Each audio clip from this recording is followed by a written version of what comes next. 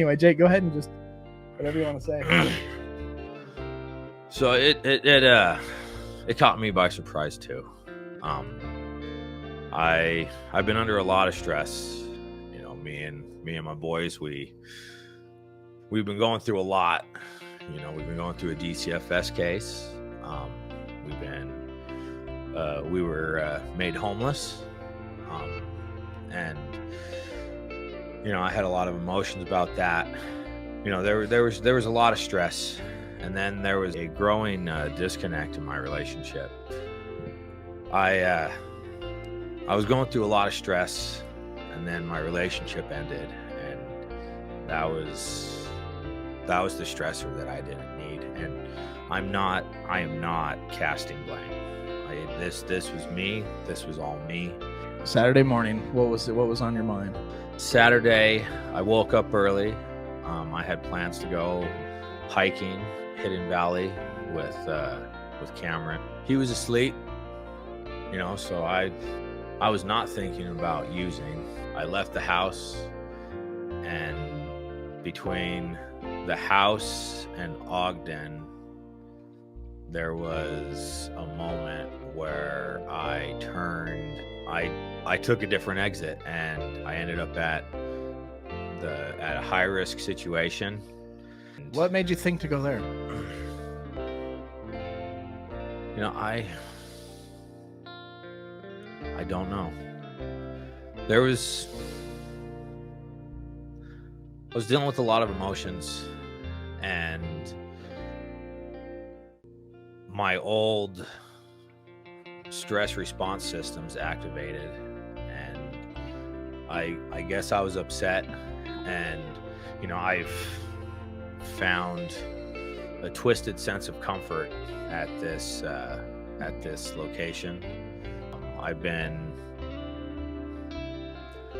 dealing with a lot, and I do feel that, you know, all of the details were there for a reenactment of my trauma. You know, the airplane mode, the disappearing, falling off the grid, the drugs, and the sexual behaviors. As far as the moment that the decision was made, I couldn't say. It wasn't when I left the house. It wasn't when I was on the freeway. It was somewhere. I'm sure it happened, but you know, I was driving, and I don't know. I ended up with the pipe in my hand, and then it was to my lips, and you know, and that was all she wrote. You know, immediate airplane mode. In less than an hour, 2 hours, I had a needle in my arm, and it was just off to the races.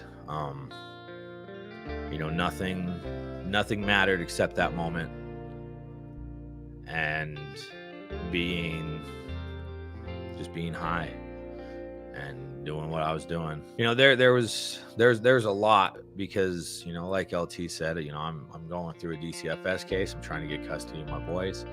I'm doing this. Like, I'm an active member in the recovering addict community. I'm an active member in the 12-step community. I'm an active member in SOAR. I didn't see it coming. And like, there was just something that overrode everything. There was no fuck it moment. It was, you know, looking at addiction from a model of choice. There's a fuck it. Yeah. And you know, that, to me, that model, it denotes a level of apathy. You don't give a fuck. I do give a fuck. I care very deeply about my boys, about you and your family, about our community here tonight, about, you know, everything that I'm doing. I found out he relapsed. I was like, well, I know he's gonna get back on the grind. Tomorrow is another day. Just moving forward. Well, we'll be back Tuesday. This show ain't over until we say the Serenity Prayer, FYI. Serenity Prayer. Y'all say this with us and mean it from the bottom of your heart, that we can understand these truths. God, Grant me the serenity to accept the things I cannot change, the courage to change the things I can, and the wisdom to know the difference. Amen. Hey, thanks for watching. If you like what you just saw, please like and subscribe. And if you want to hear the rest of my side of the story, click that link below.